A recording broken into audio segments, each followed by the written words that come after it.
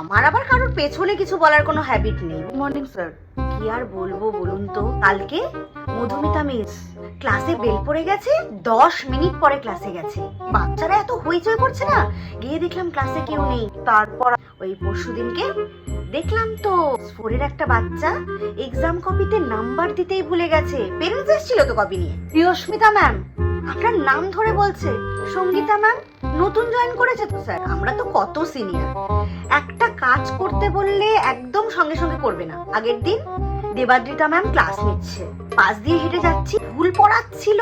আপনার তো উচিত ছিল ওনাকে কারেক্ট করে দেওয়া। হ্যাঁ স্যার, আমার রেকটিফাই করে দেওয়া উচিত ছিল। আমি ভাবলাম যে আপনাকে একটু এসে বলি। এমনিতে আমার কমপ্লেন করার স্বভাব নেই স্যার, কিন্তু স্কুলটাকে তো স্যার নিজের ভাবি বলুন। স্যার নিরুপমা ম্যাম ক্লাসে থাকা না থাকা একদম সমান, একদম কন্ট্রোল করতে পারে না স্যার ক্লাস। এত বাচ্চারা হইচই করে, পাশে ক্লাস নেওয়া যায় না।